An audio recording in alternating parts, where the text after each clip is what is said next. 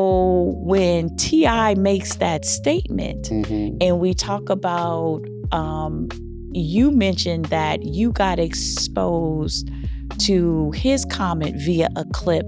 Many people get exposed to the gospel in clips and clicks sound bites and small nuggets. And so when you were saying, hey, I got exposed to what he was saying in a sound bite, many people get exposed to the gospel in the same way. And your study of the local church, your involvement in local ministry, your engagement with leaders at a local level, that is not what gets amplified, celebrated. And when I say celebrated, even if that celebration is criticism, it's not what gets magnified.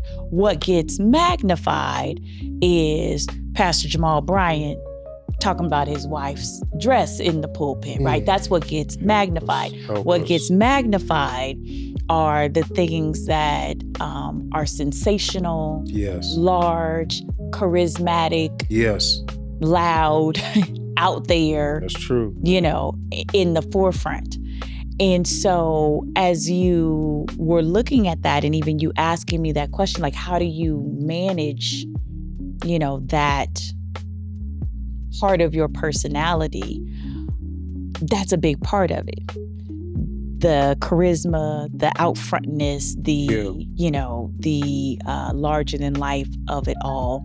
And the people that often get put out there, amplified, highlighted, are people that have those same characteristics. The local pastor with 100-member congregation that is feeding the folks twice a week and doing hospital visitations and going and talking to brothers and sisters that are incarcerated. Those aren't the people. The people doing the quiet work day in and day out. Those aren't the people that I think T.I. was even talking about. Jesus said before, he left the earth, he said, make disciples of all nations. He didn't say make consumers of Christian content. Because I think... Say that again, sir. I'm going to need you. I'm going to need you to say that again. He said make disciples. Yes. In other words, devoted followers of Christ, not make consumers of Christian content. And I think when we are trying to create consumers, then we need a great show. A great show, I'm going to pay for the show, I'm going to come consume it, I'm going to enjoy the show, and I'll be back next week. And I think somewhere along the way, that has become part of the Christian experience in the United States of who's got the best show. Welcome to With Love, The Chambers. Where life, laughter, and lasting lessons meet. We're The Chambers, a husband and wife navigating faith, family, and everything in between. Here we share real stories, heartfelt conversations, and a whole lot of love. Because life isn't perfect, but God's grace sure is. So pull up a seat, grab a cup of coffee, or go ahead and sip that tea, and join us for honest talks, laughs, and the wisdom we're learning along the way. This is With Love, The Chambers. This episode of With Love, The Chambers was brought to you by the Vision Engineering Collective, where purpose meets strategy and vision comes to life. If you've been enjoying the stories, the laughs, and those deep life lessons, we invite you to support the show and help us keep the love flowing. Head over to www.coff.ee/withlovethechambers. Think of it like buying us a cup of coffee or two. As always, thank you for hanging with us. Now back to the show. Welcome to this week's episode of With Love, The Chambers. I am Jamila Chambers here with the Vision Engineer himself, Rufus Chambers, and we are so excited to welcome you back to this week's episode. Every single week, we thank you for your listening, for viewing, for liking, for sharing, for hitting us in the comments, for sliding into our DMs and letting you know how much this podcast has made an impact on your life. We're so grateful that you tune in to us every single week and that you were just on this journey with us, this With Love journey with us. And so, Rufus, how you be today, sir? Doing well, feeling good about this year and, kind of how things are moving, on a personal level. Yes. Obviously concerned about some things that are happening in the nation and in the world, but regardless, still feeling good about where we're at. A tremendous amount of gratitude. You were feeling good, with the exception of something that irked you a little bit, which is the topic of this week's discussion. That something came across your feed in the interweb. Mm-hmm. And it was a clip from Kirk Franklin's podcast, Den of Kings. And T.I. was on that particular episode and made some comments about the performative nature of church in particular. Yes. About how the church felt like a place where... His words, not ours. Yes, his words, not ours. And I'm paraphrasing. Yes. But the church felt like a place where people performed and not necessarily a place where people were fed spiritually. And you just said, yo, we need to talk about that. This needs to be a whole episode. We need to, you know what?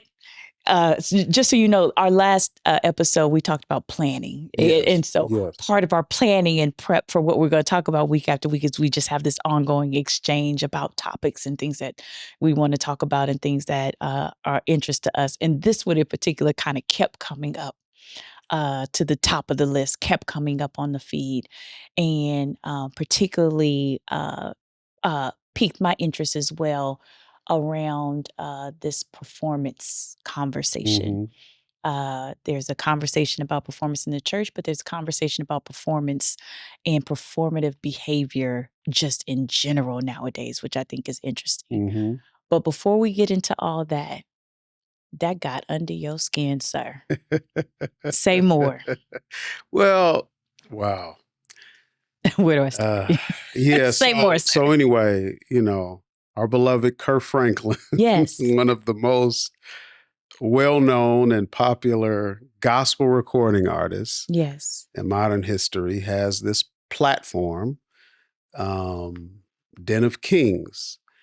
And what he's doing is he's inviting very popular men to sit at a table with him and have conversations. And, I find it interesting or challenging sometimes when I see some of our most popular, Christian artists or Christian celebrities or Christian pastors, they have these platforms and how they use them sometimes can be a concern of mine. So I think when I first got exposed to the platform, I was like, oh, wow, he's going to be having real talk with men and giving them opportunity to share and express.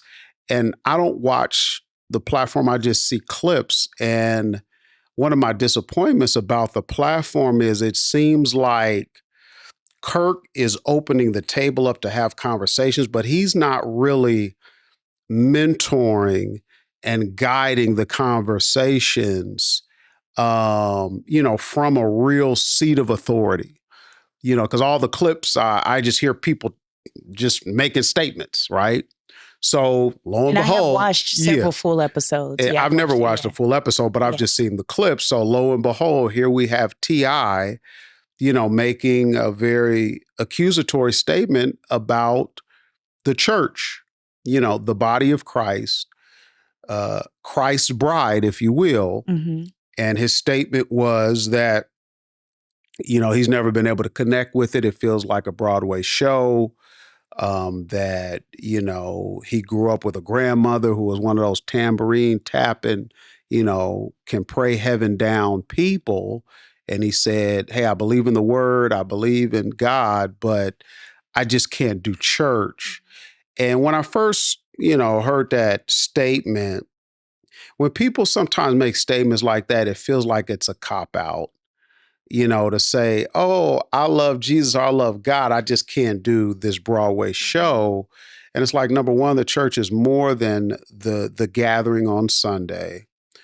And, we're being invited into a life of following Christ. And that life is not only about the gathering, but it's how we live our lives, how we treat other people, how we speak, how we act, how we behave, how we operate within our marriages. Mm-hmm. So hearing them say that, it's kind of like, bro, you capping. Mm-hmm. You know what I mean? At the end of the day, and I don't know this, brother, so I'm just spitballing, but, if you want to live how you want to live, that's fine, but don't try and make it sound like, because the church has an element of entertainment, right? So that was my first initial gut reaction, like, here we go again. A famous person is going to be on some platform tearing down the church. Mm-hmm. I don't go to church because of this reason. Mm-hmm. But then over time, over the, week or two, I was like, there are times when we validate the point that he was trying to make. Mm-hmm. Okay. So that's why I was like, wow, this is a real fun conversation to kind of explore both sides of the coin, regarding performative behavior in secular and non-secular environments. Mm-hmm. And me, I've devoted a large portion of my life to the local church and to ministry and to research, to analysis, to all this stuff. So it's obviously personal for me. Mm-hmm. But I think, you brought some balance to say, wow, let's have a larger conversation. Let's not only explore, performative behavior from the lens of the local church, but also just in everyday life, mm-hmm. right? And I guess, Jamila, for you, and this is you have a very big personality, right? I mean, you are on, right? But you being on is indicative of who you are as a person, mm-hmm. but I'm sure sometimes it feels like work, right? Mm-hmm. So when you think about your own life, your own day-to-day in secular and in non-secular environments, how do you live and manage with this kind of performative behavior culture, or if even if that's how you would categorize it? Like what say you, about performance? It's interesting, and I have talked about it on this platform before, that people have certain parts of their personality that are just celebrated. And when you have an outgoing, extroverted, larger than life, big mm-hmm. type of personality with a lot of charisma, that is something that people applaud and people celebrate. Yeah. I have a gentleman that is right off camera to my left, mm-hmm. that we were doing a sound check before mm-hmm. coming into this podcast forum. And he said, say something really, really loud. Yeah. And I almost blew the ear. This is my podcast voice I'm giving y'all, mm-hmm. so that you can listen in your cars and listen in other formats and have a we comfortable. Praise God for that. Yeah. We praise God. Rufus is like, could you give me the podcast voice all the time, right? Because my typical speaking voice, if you hear me talking on the phone, it's a lot of loud and variation and a lot of tonality and, because I need you to feel. Come on, relish. What I am saying. That's right. I need you to pick up what I am putting down. There you go. In a lot of formats that is celebrated. So when T.I. makes that statement, mm-hmm. and we talk about, you mentioned that you got exposed to his comment via a clip. Many people get exposed to the gospel in clips and clicks and sound bites and and in small nuggets. And so when you were saying, hey, I got exposed to what he was saying in a soundbite, many people get exposed to the gospel in the same way. And your study of the local church, your involvement in local ministry, your engagement with leaders at a local level, that is not what gets amplified, celebrated. And when I say celebrated, even if that celebration is criticism, it's not what gets magnified. What gets magnified is Pastor Jamal Bryant talking about his wife's dress in the pulpit, right? That's what gets magnified. What gets magnified are the things that are sensational, large, charismatic, loud, out there. That's true. In the forefront. And so as you were looking at that, and even you asking me that question, like, how do you manage, that part of your personality? That's a big part of it.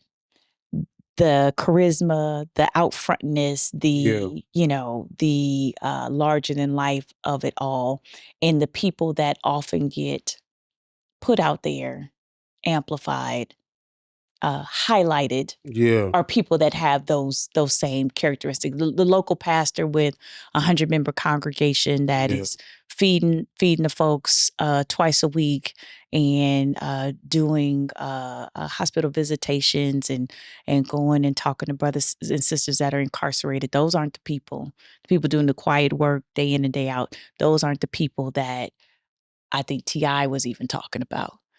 Typically, what keeps people out and what keeps people away, who's in the headlines, are the headlines. And so when you talk about the headlines and the sound bites and the clips and the clicks, how can we just as people be more discerning, go further? Just like you didn't want the local church to be evaluated based on that, how can we, and I want to ask you this, as a leader in the Lord's church, as, a minister of the gospel, how can we invite people beyond that clickbait? Yeah, I think that, number one, I think we need to remain true, right, to the core tenets of our faith. And I think when we're engaging with people who may be on the fringes or outside of the faith, or who may be critical or who may be curious, as we engage those folks in conversations, we have to be able to share a wider breadth of what the faith, the gospel, a life in Christ is all about. But I think a lot of times we get so caught up in trying to invite a person to church as if, oh, you not in? Come here. Right. And then they come there and they're like, what is all this about? And I specifically, it's funny, with T.I. I remember he was at church. He was at Jamal Bryant's church. And I don't know if, some people know. He was at Jamal Bryant's church the Sunday Kanye West was there, for his music. Sure. And that same Sunday, there was a very well-known Word of Faith pastor there who I think was either preaching or presenting and did a very strong offering while T.I. was there. And I know T.I. was very vocal after that. Said, hey, this feel like the strip club. Oh, they got some ballers out front. We got to go get that paper, T.I., he shoots straight. Right? Yes. So when I heard his comments on Kirk Franklin's podcast, I thought about that like, wow. And that was probably a few years ago. Sure.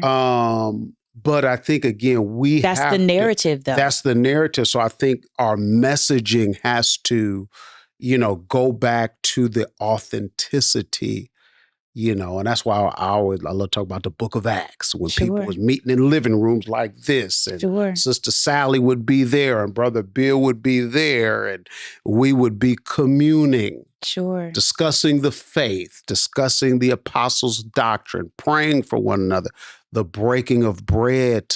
It's almost like we have to reclaim our faith Mm-hmm. from clickbait. Mm-hmm. You know what I mean? And yes, there's a place and there's a need for the local assembly, for the corporate gathering. Mm-hmm. But that is not the entirety of our faith. So I think that's kind of where it starts. One of my favorite authors, Dr. Eric Mason, Mm-hmm. Out of Philadelphia, Pennsylvania, he recently wrote a book about rebranding the church Mm-hmm. for this very reason. And it's funny, this week, because we do be out in these TikTok streaks, he posted a clip, and it was brilliant. Dr. Eric Mason posted a clip from BMF, Mm-hmm. the Stars series about BMF, the Flannery brothers, Big Meech, Mm-hmm. his brother Terry, whatever. I mean, if y'all don't know who that is, you don't have to look that up. Just take my word for it. But anyway, there's a TV. You can Google them or watch BMF. Yeah. It was a good series too. It was, yeah. Yeah, they the first season, while we talk about it, the first season was good, and then I don't know what happened. It just the writing changed a little bit. Writing production changed. But anyway, we watch digress. season 1. Yes. We digress. But anyway, Dr. Eric Mason posted a clip from the series, and one of the main characters, Big Meech's mom, was at like coffee with the pastor, her pastor, who's being played by Snoop. Mm-hmm. And Snoop, the pastor, kind of makes a subtle pass at the wife, Mm-hmm. the mom, in this scene. Mm-hmm. And when the wife, politely says, "Hey, I don't need that. I'm looking for prayer or whatever." The pastor kind of responded, just like, "Oh, well, check please and cut the bill in half," in other words. And Dr. Aaron Mason was like, see, these are some of the narratives that we need to correct, that need to be rebranded. Every time the church is presented, it shouldn't be presented with such a derogatory fashion. I mean, you and I, we just watched that movie out of the Knives Out series. Sure. And the central theme within the movie was centered around that small Catholic church, and it had some negative images regarding the local pastor or father of that congregation. So, I think, and I know we're kind of diverting from the performative nature, but, we gotta be clear on presenting the fullness, of the gospel. And that's why I get concerned with some of these popular Christian figures, what they present on their platforms. You know what I mean? I'm like, what y'all doing? Y'all going on a Breakfast Club to promote a product, or we trying to make Jesus famous? Like what's happening here? You know what I mean? But I hope that answers your question. And to be critical and to get to the root of it is that every stereotype is rooted in something. That's true. These folks didn't get this out of thin air. Yes. T.I.'s experience. T.I.'s experience. Strip clubs. Yes. And in the church. And had that. And some similarities. And had that same feeling of I'm getting shaken down. I'm getting shaken down. Have mercy. And whether that was a true intent or not, there was someone that came to the Lord's church and had the feeling that they were getting shaken down. Yeah. Which was the same feeling and experience they had somewhere out in the world. Yeah. And so with all of that, how can we be critical of ourselves? Yeah. Because we have not attended, you and I have not attended our grandparents' church. We can look at the instrumentation. We can look at the presentation on a Sunday. We can look at it ain't brother and sister so-and-so in the choir. You got to be able to sing. Speaking of the TikTok streets, there are many memes and jokes around. If you cannot sing, if you are a joyful noise maker like me, stay out the praise team, right? Yeah. Because this is for the professionals. This is for the... Hey. And so that is where we are now. Mm-hmm. And there is 100% truth to that. It is... in many ways, a production. There was one brother on TikTok that said, no, we plan out our services down to the minute. There is not going to be anything different that happens in our worship service. And folks are responding like, well, where is the allowing the movement of the Spirit of God? What do you mean you plan everything out?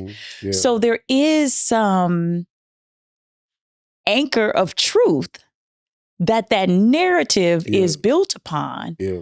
So what do we say to our local assemblies about how we can engage this generation, do a new thing, invite folks in, but not have anybody feel like they getting shook down and I want you to turn your pockets inside out before you leave? Yeah. Yeah. I mean, it's, Jesus said before, he left the earth, he said, make disciples of all nations. He didn't say make consumers of Christian content. Because I think... Say that again, sir. I'm going to need you. I'm going to need you to say that again. He said make disciples. Yes. In other words, devoted followers of Christ, not make consumers of Christian content.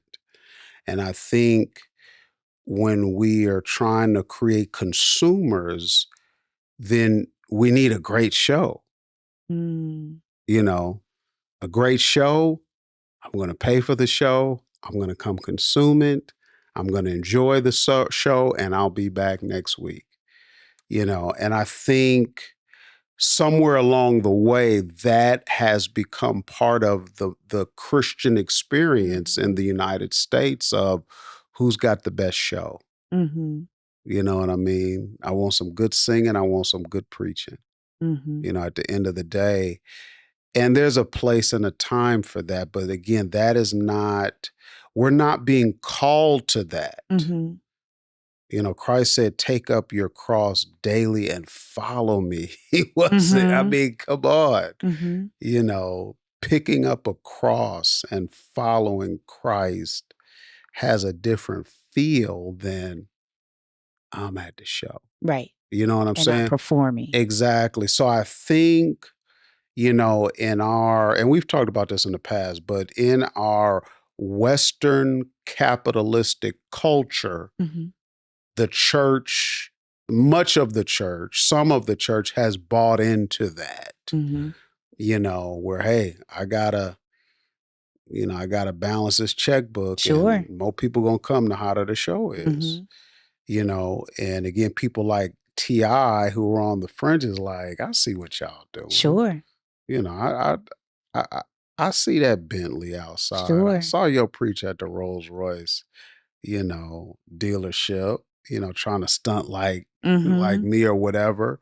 And but the flip side is, for every one, mega church that has this hot show per se, there's 1,000 churches that are, between 50 and 75 members that it's not a show. It is an earnest, humble gathering, in the Lord's name, right? Well, there will be prayer, there will be devotion, there will be singing, there will be teaching or preaching or both, and there will be an invitation to follow Christ. You know what I mean? So but to your point, we do have to be honest with ourselves about where did this criticism originate. And it originated with some real case studies, right? I mean, we've been to school. Yeah. We know what the teacher comes in the classroom with a case study. You know, and we got to own it. Yeah. You know, we got to acknowledge it, and we got to do some reflection and some self-correction.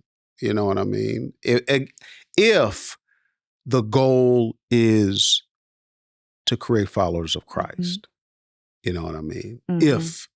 If that's the goal. If that's the goal. If there's another goal. And when we were having this conversation about the performative nature of things, like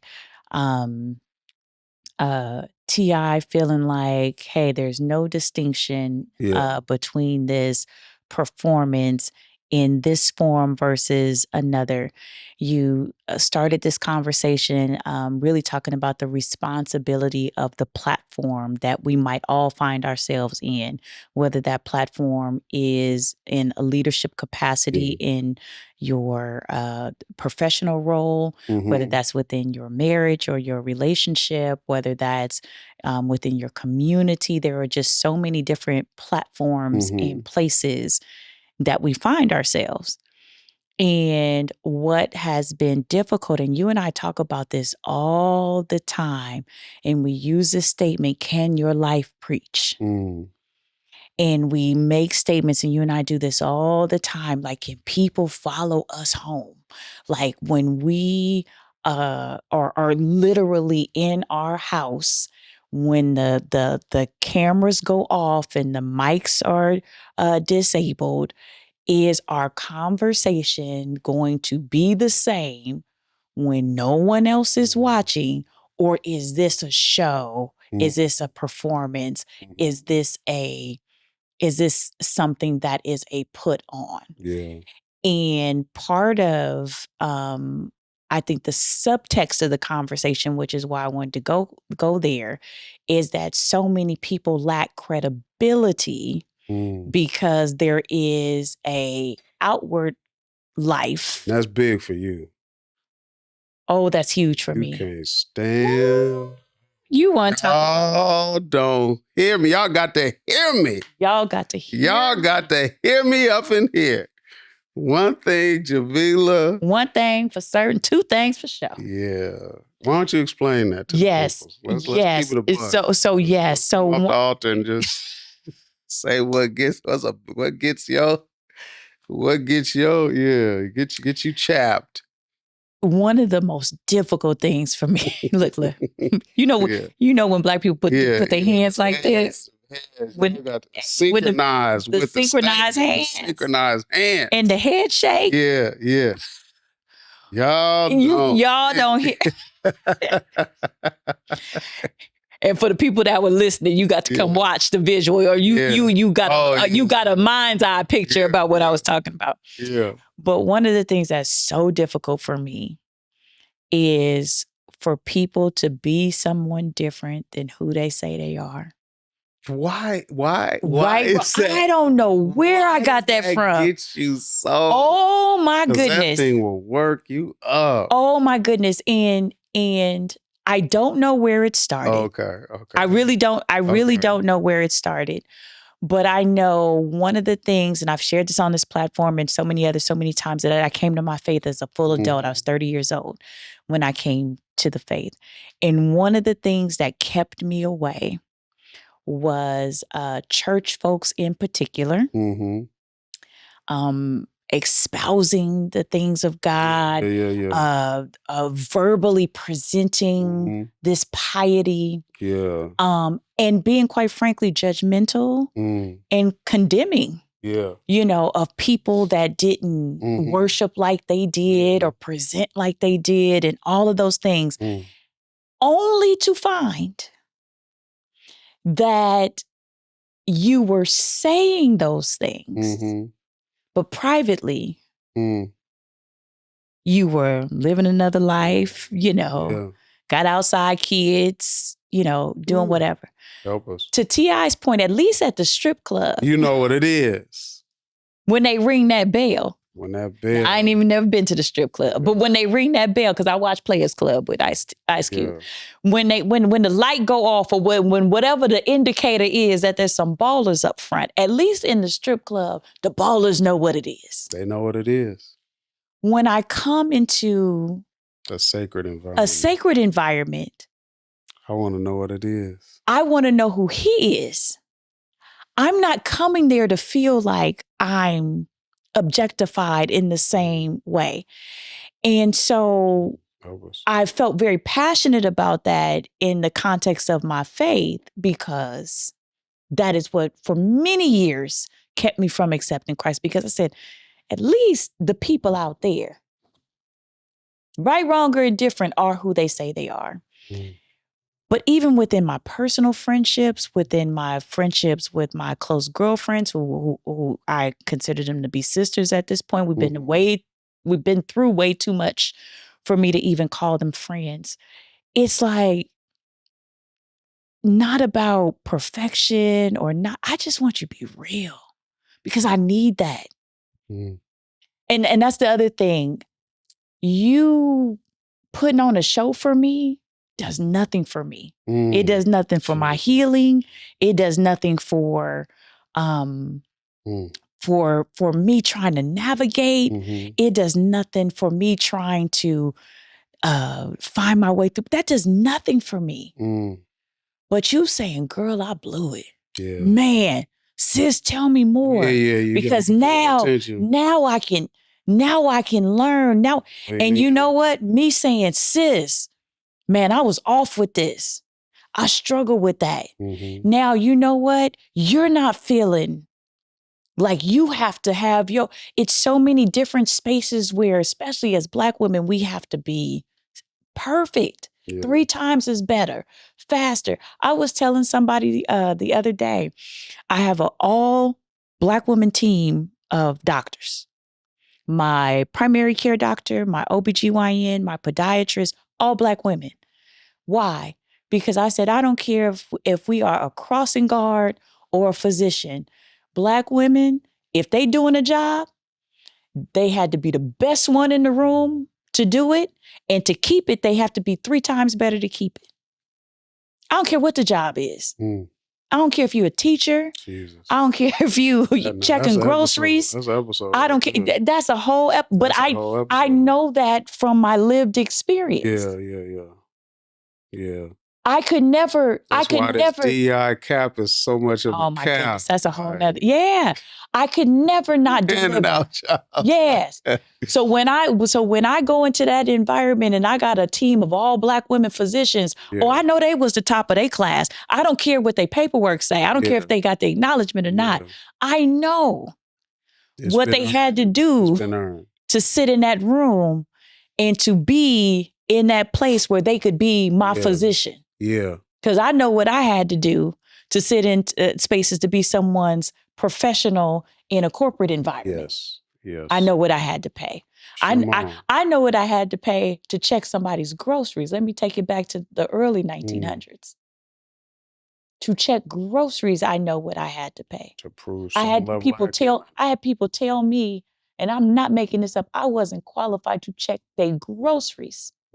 Have mercy. And this was back when you had to learn the produce codes. Let me help y'all. You had to learn them produce codes by heart. It wasn't no little sticker. Now they got stickers on all the produce. This is some nerded out grocery store talk. They had stickers on all the produce. Back then you had to remember by sight. You had to identify. What that banana is. Come on. 4011. Come on now. Don't test me. Don't test me. I'm still with it.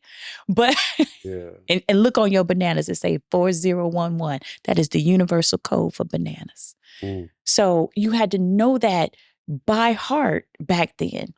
And you were tested on it too every week. And so in order for me to qualify for that job, I couldn't just learn the 50 codes that everybody else had to know. I had to know 100 codes by heart, fast, quickly. That was just to check groceries. So I have that level of confidence in Black women when I see them in any capacity. I don't care what the job is.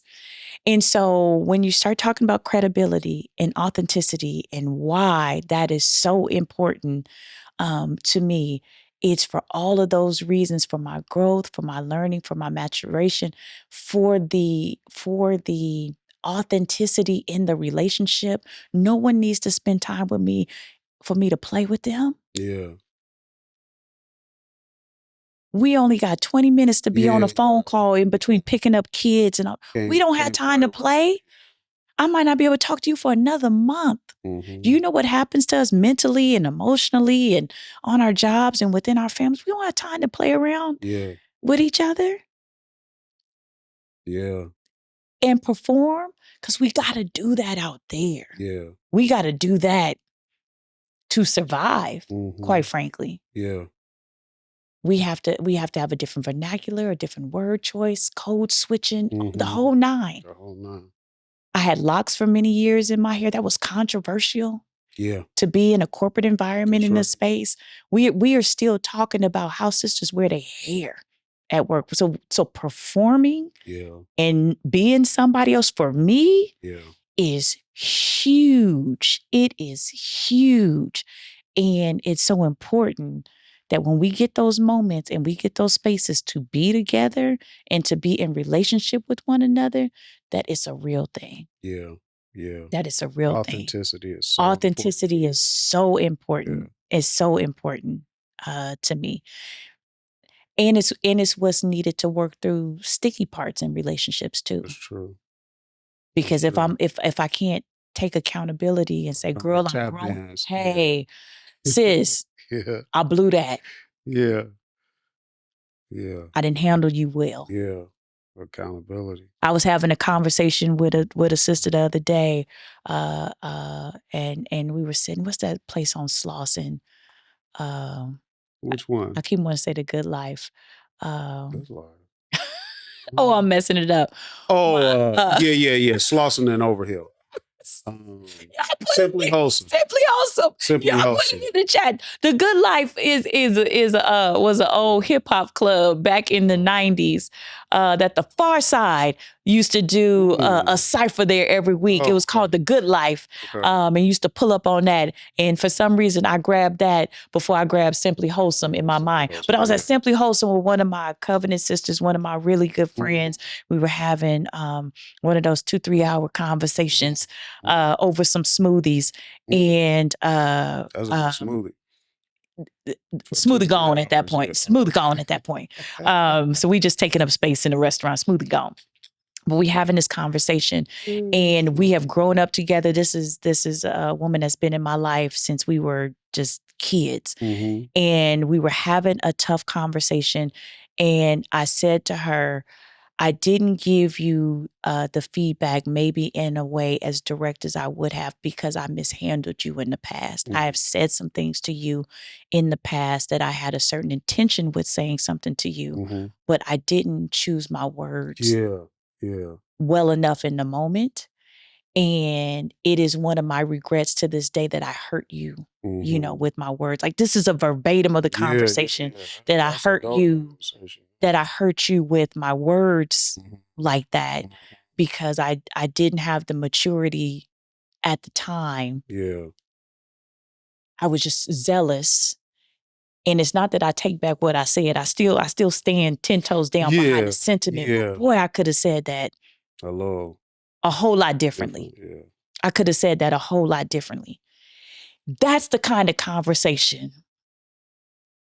Authenticity. That's the level of authenticity that I require. Speak the truth in love. That I require. And that's biblical. Paul said. That's right. But that's the kind of authenticity that I require, because that's what gets us through these seasons and these challenges and these. I might not talk to my good sis for another month. Like, we had a moment and we need to maximize that moment. Yeah. We don't have time to. That's a whole thing. We don't have time to play around with it. When we leave that table that we were sitting at, we're going to go back to our world and we got to be back on again. We're going to go back and we're going to be leading our teams and we're going to be doing our things and with our families and you know, navigating through the things of life. We got to go back and put that armor back on. But when I need you, I need you. And I can't have people around you that I can't have like that level of conversation with. Because all that other stuff. That was for me in high school. That was high school talk. Yeah. Trying to figure out who got the shiniest and who's the baddest and all of that. That's high school. Yeah. You know. And there was a time and a place for that, and that was fun and that was cute. But I don't have that kind of time right now. Right. That's right. I don't know what I was talking about before we got on.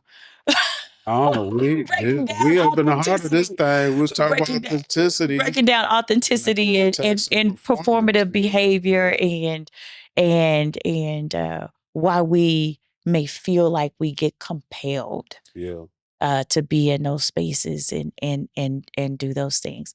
I want to flip it back to ministry a little bit and ask you to kind of weigh in on this piece of it, because we talked about kind of this shift in the local assembly where some of that criticism was birthed in the ways the presentation of the gospel can happen now.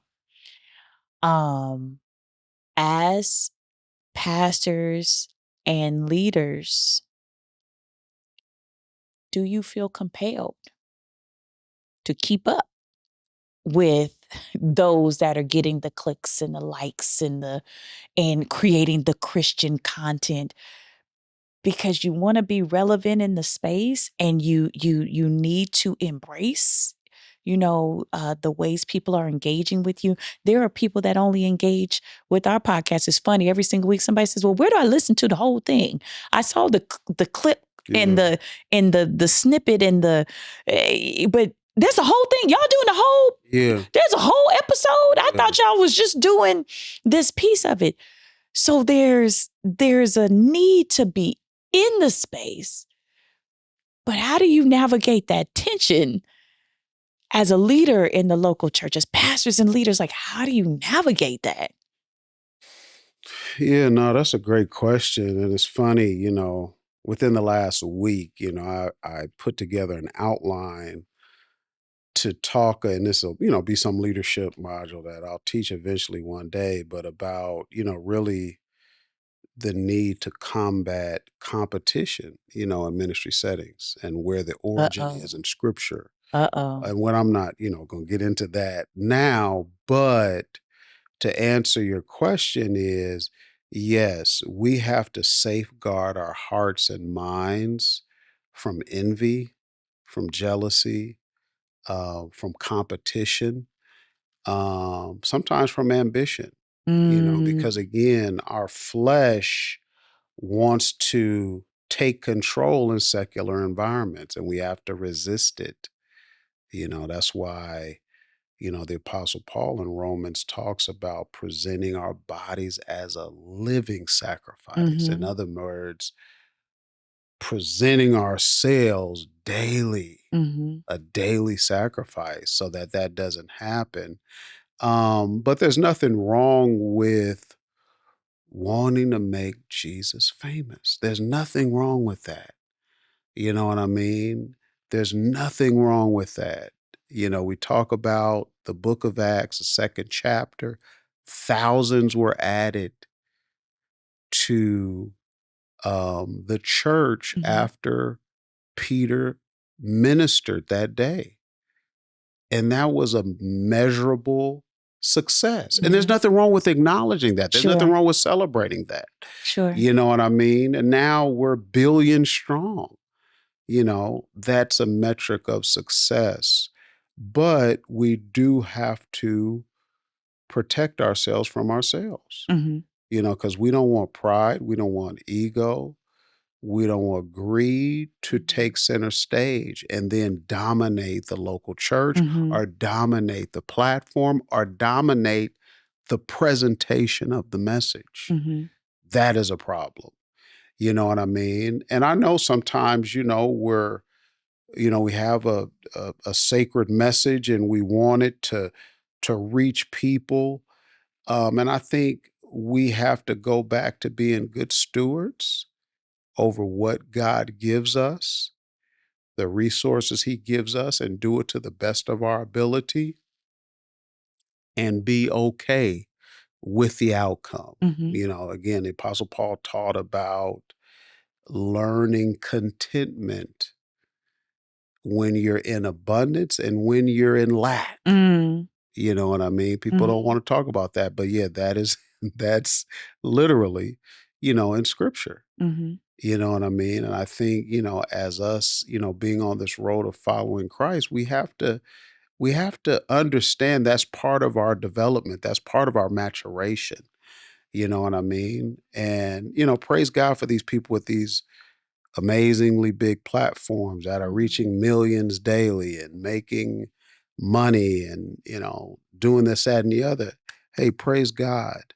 But even regardless of your measure of success, we have to present ourselves, to our Father. And we need to challenge ourselves so that the fruit of the Spirit is being personified in our platforms or in our behavior, in our relationships, in our vocation.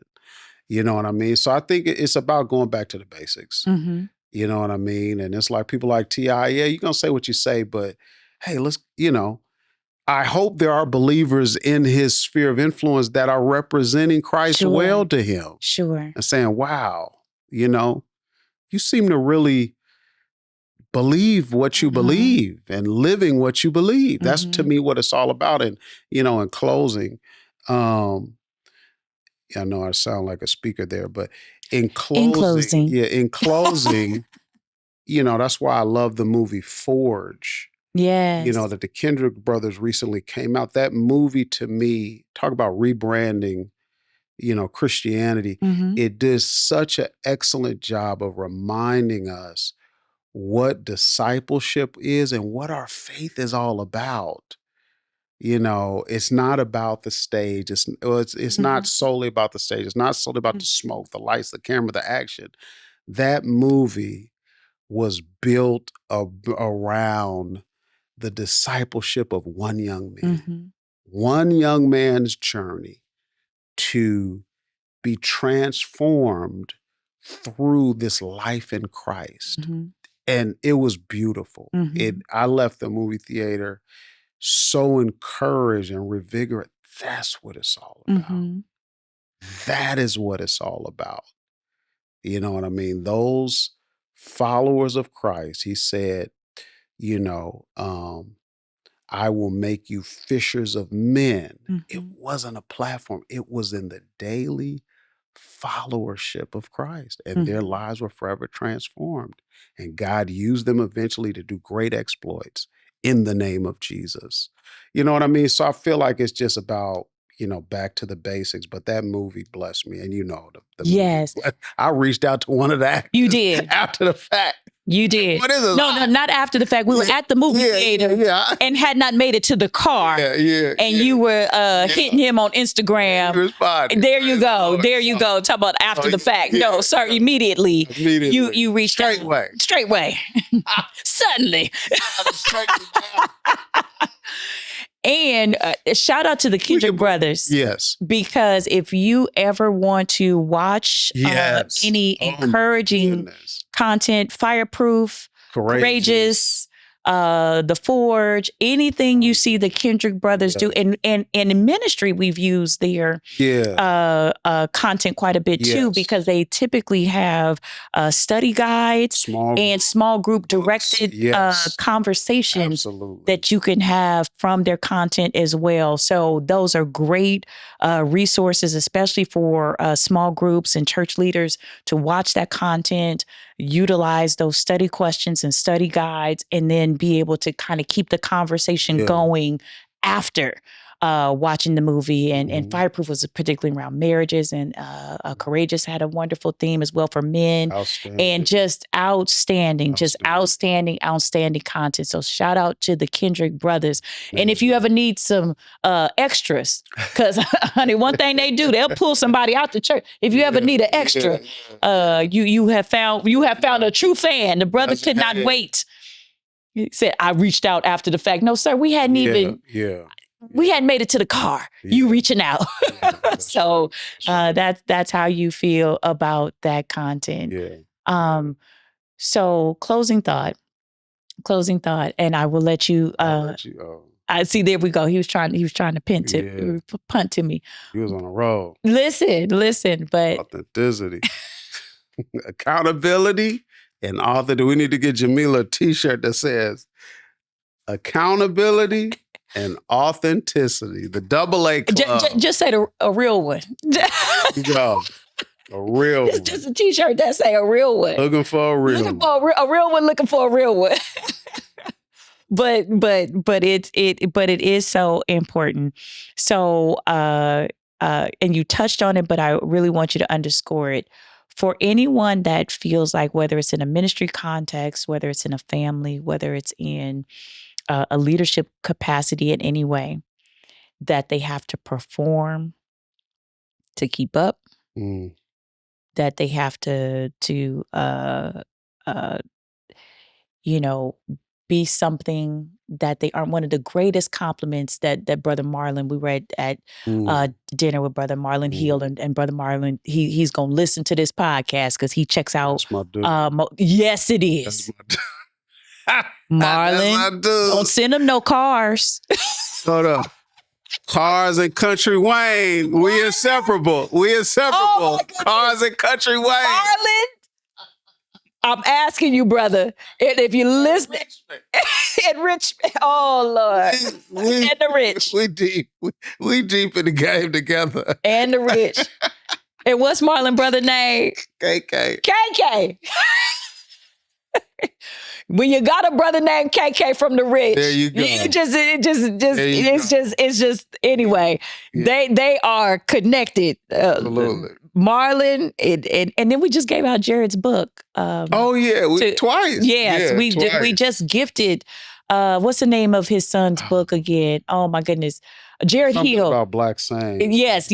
Oh my goodness, just because we're trying to think about it. But Marlon has a very talented son, Brother Jared Hill, who is a talented journalist, speaker, now author. But he wrote an excellent book, which is a kind of fun read about Black vernacular, and we just can't think of the title. It's in the kitchen. We just can't think of the title of the book. But you just gifted that to two people this holiday season. Yeah. So check out Brother Jared Hill, Marlon's son. I don't know where I was going with that besides the performative nature and feeling like you need to be who you are everywhere you are. Always saying Marlon gave us a great compliment. And one of the things that Marlon said to us recently at lunch is he said, I know y'all. Yes. Yeah. He said, I know you all. You know, you two are people that are personally known to me. And it was the greatest compliment. He said, one of the things I appreciate about your podcast is that I know the conversation that you're having with the microphones on is just a conversation that we would have had with him and his wife, Joby, at lunch. Yeah. And they come to LA and often and always look us up and all that stuff. And so this is just mic on a continuation of that, which is one of the greatest compliments, which is that level of authenticity that we value. You talked about me valuing it personally, but we value it. Yeah. We value it. Yeah. Anybody that's ever heard you minister or has had the opportunity to talk with you privately, especially at men's meetings in particular, you are very transparent and candid and vulnerable and all the things, because that is a currency that we both value. You make fun of me about it, but it really is a us thing from that perspective. But anybody that's feeling compelled to leave that mask on, what say you to them as kind of that final word of encouragement? And shout out again to Marlon. Thank you for that compliment. But that final word of encouragement. I would say, if you're in a place where you feel like you're just constantly performing, I realize you probably have some responsibilities that may be trying to encourage you to perform. But I feel like in this season and this life that we're living, it's really about becoming, acknowledging who you are and then identifying who you desire to become and work on a path to make progress there. Performance is performance, right? We know that some people want you to tap dance, for whatever reason, but I never encourage people to live a life of tap dancing. It's all about becoming, You know what I mean? And if you're in a precarious spot now where you feel like you got to perform, to pay your bills or whatever, acknowledge where you're at, but let's chart a path so that you can, make some adjustments, because every person that solely performs, they get tired. Yes. And there will be a reckoning where the rubber meets the road when you will be unable to perform. And, as a follower of Christ, Christ invites us into a life where we can take his burden. He said his burden is easy and his yoke is light. And I'm paraphrasing that scripture, but there should be a peace as a part of this life that he's inviting us to live. So that's my closing thought. Yes. On this. I believe this has been a very rich conversation. Yes, it has been. And, maybe T.I. may listen to some of this. Listen. We may get tipped a rubber band man to consume a portion of this. We ain't mad. So, we ain't mad. We got room on the couch. Yeah, exactly. So with that, y'all, we're going to sign off. We say thank you for tuning in to this very special broadcast of With Love, The Chambers. We invite you to hit the like button, hit the share button, hit the comment button, hit the subscribe button. Help us get the word out. Share this episode with somebody you know that could benefit from this conversation. As we mentioned in our previous broadcast, we are being very intentional. We're trying to help you get results in your life. If there's any topics you would like for us to tackle or discuss, feel free to send us a DM, email, text message, however you can get in contact with us. We encourage you to do so. And with that, we're going to sign off, and we'll see you again next time. God bless. This episode of With Love, The Chambers was brought to you by the Vision Engineering Collective, where purpose meets strategy and vision comes to life. If you've been enjoying the stories, the laughs, and those deep life lessons, we invite you to support the show and help us keep the love flowing. Head over to www.cough.ee/withlovethechambers. Think of it like buying us a cup of coffee or two. As always, thank you for hanging with us. We'll see you next time. With Love, The Chambers. That's a wrap for today's episode of With Love, The Chambers. We hope you laughed, learned, and felt encouraged along the way. If you enjoyed this conversation, be sure to subscribe, leave a review, and share with someone who needs a little love and wisdom today. You can also connect with us online on all social media platforms at Rufus Chambers Online and at Jamila Chambers. We'd love to hear from you. Until next time, keep living, keep laughing, and keep learning with Love, The Chambers. Shag it together. Shag it together. Man, you got your skirt on. Did you feel it? Got on a... Need some leggings. Rufus has also lost weight, but his mind ain't caught up to it. So every time he buys something, he buys stuff too. Like, it's one thing if it was in the closet, but you're going to keep buying stuff that's too big. So now you get talked about. Because... Exactly. See, you know what's up.